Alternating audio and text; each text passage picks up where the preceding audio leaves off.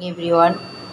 দেখো আজকে রান্না করব, তোমরা চেনো কি না জানি না, এটা হচ্ছে শঙ্কর মাছ। এই যে অনেক দিন থেকেই বলছি, তা আজকে এনে দিয়েছে, তা ভাবলাম এই শঙ্কর মাছটা রান্না করব। বাপের বাড়িতে খেয়েছি, বলতে গেলে 25 বছর বাদে আমি খাচ্ছি এই শঙ্কর মাছ। আগে খুব খেতাম বাপের বাড়িতে। তা চলো নুন হলুদ মাখিয়ে নিই। যারা খাওনি বা যারা চেনো না, মাছের ছবিটা আমি দিয়ে দেবো ওপরে। মাছটাকে প্রথমে আমি ভালো করে ধুয়ে নিয়েছিলাম, তারপরে একটু গরম জলে না ডুবিয়ে রেখে দিয়েছিলাম। কারণ হচ্ছে যখন বাপের বাড়িতে খেতাম তখন মা একটু গরম জলে রাখতো, একটু একটু কীরকম যেন গ্যাস আছে জানো তো মাছটায়, সেই জন্য। তা নুন হলুদ দিলাম, আর এবার দেবো একটু রসুন বাটা। আমি জানি না, আমার মা তো আর নেই, কিন্তু মা কী করতো সেটা আর জানি না, রসুন দিয়ে মাখতো কিনা। কিন্তু আমি ইউটিউবে সার্চ করে দেখলাম যে রসুন দিয়ে মাখছে, তার মানে মাছের গায়ে একটু গন্ধ আছে বলেই হয়তো রসুনটা দিয়ে মাখছে।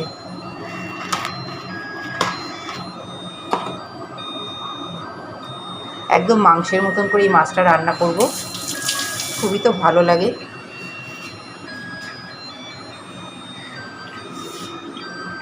আর অল্প একটু সর্ষের তেলও দেবো, মানে আমি ইউটিউবেই দেখলাম, দেখে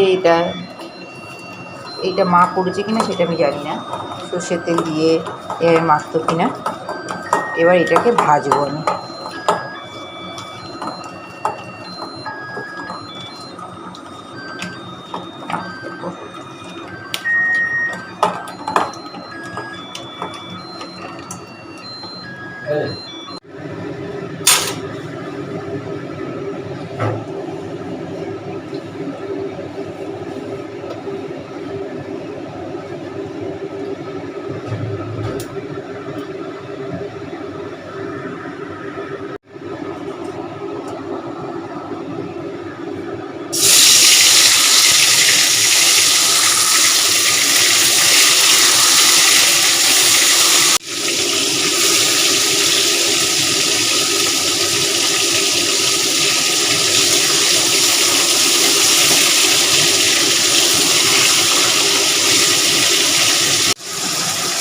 দেখো এর গায়েও নুন হলুদ একটু মাখিয়ে নিলাম, মাংসের মতন আলুটা কেটে নিয়েছি, যেহেতু এই মাছটা মাংসের মতন করেই করতে হয় এই জন্য।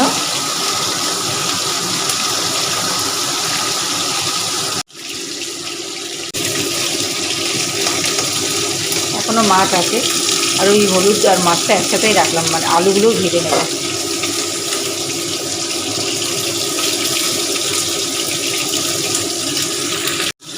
বাকি মাছটাও দিয়ে দিয়েছি, উল্টেও দিয়েছি, পাশে তেল উড়বে ওই জন্য আলুটাও দিয়ে দিয়েছি। এইদিকে পেঁয়াজটাও লম্বা লম্বা করে কেটে নিয়েছি, সেরকম সাইজ করে। দেখো আলুটা ভাজা হয়ে গেছে, এবার তুলে নেব।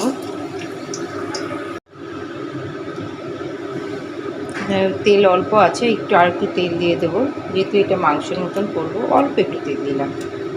এই যে ভেজে তুলে রেখে দিয়েছি, এবার এর মধ্যে দেবো, এই দেখো তেজপাতা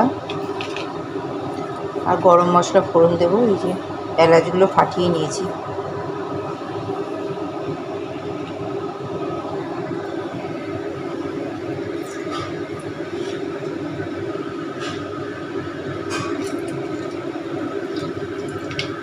এবার আমার পেঁয়াজ কাটা আছে সেটা দিয়ে দেবো।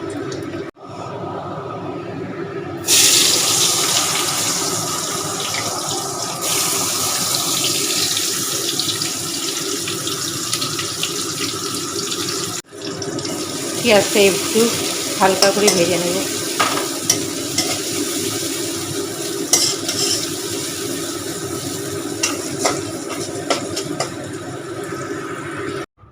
গরম মশলা ফোড়ন দিয়ে পেঁয়াজটা ভাজা ভাজা করে নিলাম। এবার আমি রসুন বাটা দিচ্ছি, আর আদা বাটাও দেবো, আর জিরের গুঁড়ো ধনের গুঁড়োও দেবো।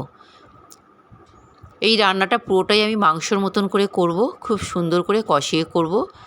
আর শঙ্কর মাছের রান্নাটা মাংসর মতন করেই করতে হয়, হেভি টেস্ট হয়, খেতে খুব ভালো হয়, মানে মাংস থেকেও ভালো হয়। আমাদের এইটা রোববারের দিন হয়েছিল, সেদিন আমাদের মাংস হয়নি, এইটাই আমরা খেয়েছিলাম, দারুণ লেগেছিল। এই দেখো আলুটা দিয়ে দিলাম, আলু দিয়ে একসাথে কষাবো ভালো করে। আচ্ছা, তোমরা টমেটো দিও, টমেটো দিলে আরও টেস্টটা বাড়বে। আমি টমেটো ছাড়া করছি, কারণ আমাদের খাওয়া বারণ আছে। এরপর দেবো জিরের গুঁড়ো, ধনের গুঁড়ো আর নুন, মিষ্টি, লঙ্কার গুঁড়ো তো দিতেই হবে। যখন বলছি এটা মাংসের মতন করতে হবে বারবার। দেখো সব মশলাগুলো নিয়ে চলে এসেছি। এই দেখো হলুদ গুঁড়ো দেবো, আবার একটু তো হলুদ গুঁড়ো দিতেই হবে। এই যে হলুদ গুঁড়ো দেবো, লঙ্কার গুঁড়ো দেবো যাতে একটু ঝাল ঝাল হয়। লঙ্কার গুঁড়ো দিলাম, আর এখানে কাঁচা লঙ্কাও রেখে দিয়েছি। আর জিরের গুঁড়ো দেবো। এই কোথায় গেল? এই যে জিরের গুঁড়ো, না এটা ধনের গুঁড়ো। এই যে জিরের গুঁড়ো, অল্প একটু জল দেবো, যেহেতু শুকনো মশলা অল্প একটু জল দিতেই হবে। এই দেখো অল্প একটু জল দেবো, জল দিয়ে ভালো করে মশলাটা কষাবো। এই কষাতে কষাতেই কিন্তু আলুটা হয়ে যাবে। আর পাশে আমি এবার একটু গরম জল বসিয়ে দেবো। আমি একটু খুব তাড়াহুড়ো করে কীভাবে রান্না করা যায় সেটাই শেয়ার করি তোমাদের সাথে। আর নুন মিষ্টি নিজেদের স্বাদ মতন কিন্তু দিও।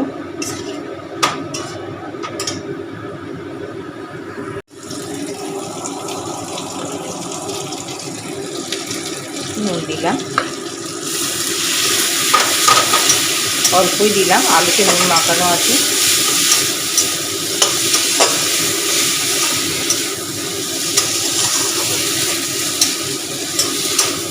মশলাটা কষেই গেছে, কিন্তু আমার আলুটা এখনো হয়নি, ওই জন্য কী করবো, একটু চাপা দিয়ে রাখবো। ওভেন একটু কম করে দিয়ে একটু চাপা দিয়ে রাখবো। দেখো আমি চাপা দিয়ে আলুটা কিন্তু ভালো করে মশলার সাথে কষিয়ে নিচ্ছি। আর এইদিকে আমি অন্য কাজও করছি, এটাও হয়ে যাবে তার সাথে। আলুটা একটু যেহেতু মাংসের মতন একটু করে বড় বড় করে কাটায়, একটু তো সিদ্ধ হতে টাইম নেবে না। মাছটা কিন্তু মাংসের মতন করে রান্না করলেও মাছটা কিন্তু চিকেনের মতন নয়, ওটা কিন্তু খুব তাড়াতাড়ি নরম হয়ে যাবে। ওই জন্য আমাকে মাংসটা আগের থেকে ভালো করে আলুটা সিদ্ধ করে নিতে হবে। ওই জন্য আমি চাপা দিয়ে আলুটাকে ভালো করে সিদ্ধ করে নিচ্ছি।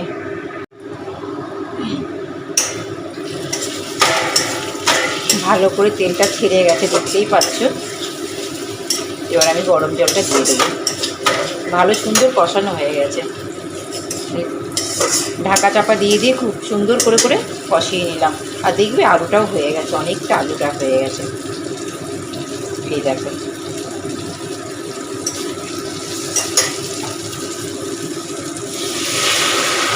আমার কিন্তু জলটা ফুটানো, কেন আলুটা আমার হয়ে গেছে, জলটা আমি ফুটিয়ে নিয়েছি।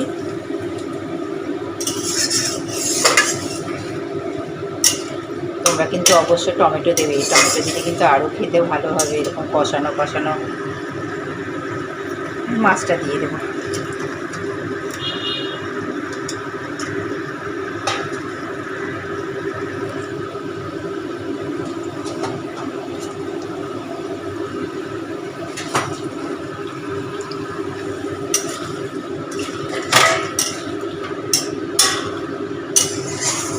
আমি কিন্তু অফ ক্যামেরাতেই নুন দিয়েছিলাম, মিষ্টিটা এখনও দিইনি। মিষ্টি তো দিতেই হবে, নাহলে ভালো লাগবে না।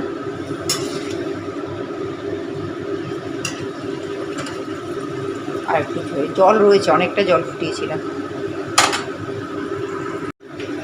এবার একটু চিনি দেবো, চিনি না দিলে ঠিক স্বাদটা বুঝতে পারছি না। ঝোলটা একটু টেস্ট করে দেখলাম, ভালো লাগছে না। আর নুনটাও মনে হচ্ছে আর একটু কম আছে, নুনটাও দিলাম।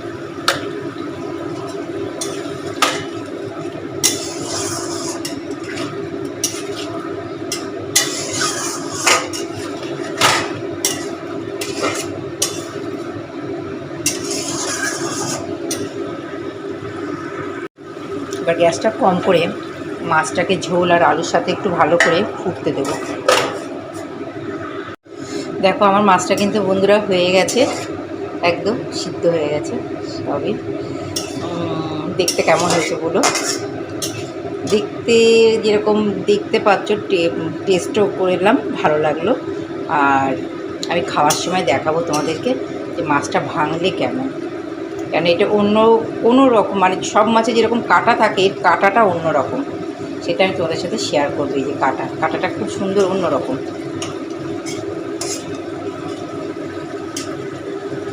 ভালো করে ফুটিয়ে এবার বন্ধ করে দেবো।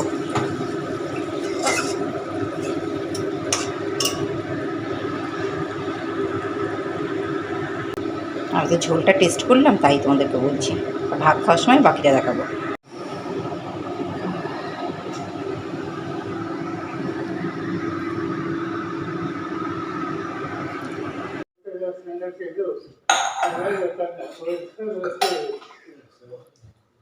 आमच्या घरून राहण्याचं असतील करता येणार नाही, करण्याची आवश्यकता नाही. पण ज्या पद्धतीने व्यवस्थापनाकडे भूमिका मांडली जाते এটাই তোমাদের সাথে শেয়ার করতে চাইছি। দেখো শঙ্কর মাছের কাঁটাটা কেমন, খুব সুন্দর কিন্তু নরম, আর কাঁটাটাও খাওয়া যায়, কুচকুচ করে। আমার তো হেভি লাগে শঙ্কর মাছের কাঁটা, মানে শঙ্কর মাছের কিছুই ফেলা যায় না। এই তুমি কাঁটাটাও তোমরা খেতে পারবে, এত সুন্দর। দেখো দারুণ, সেটাই তোমাদের সাথে আমি শেয়ার করলাম। ছোটোবেলায় তো আমি ভাবতাম কি এটাকে মাদুরের মতন গোল পাকাতাম, তা সেইটাই করছি। যেহেতু আমি অনেক দিন বাদে, মানে অনেক বছর বাদে খাচ্ছি, মানে বাপের বাড়িতে খেয়েছিলাম, এখানে এই ফার্স্ট খাচ্ছি, তাই তোমাদের সাথে